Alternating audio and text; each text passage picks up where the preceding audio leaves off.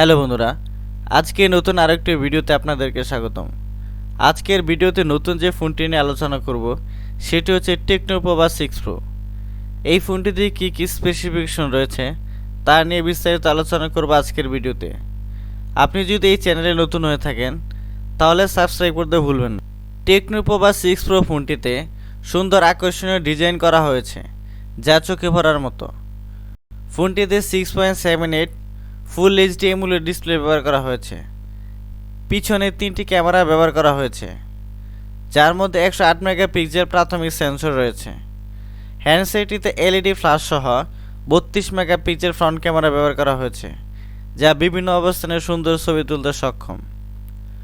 ফোনটিতে আরও বেশি আকর্ষণ হচ্ছে 70 ওয়াট চার্জিং এবং 10 ওয়াট রিভার্স চার্জিং সমর্থন করে।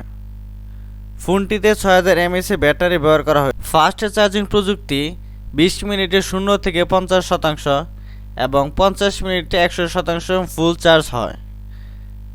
ব্যাটারি ইউনিট একক চার্জে 11 ঘন্টা গেমিং এবং 14 ঘন্টার বেশি ভিডিও স্ট্রিমিং ও 31 ঘন্টার বেশি কলিং টাইম প্রদান করে। টেকনো পোভা 6 প্রো ফোনটিতে 8GB র্যাম ও 256GB স্টোরেজ ব্যবহার করা হয়েছে। ফোনটির বর্তমান বাজার মূল্য ধরা হয়েছে 22,000 টাকা। ধন্যবাদ সবাইকে।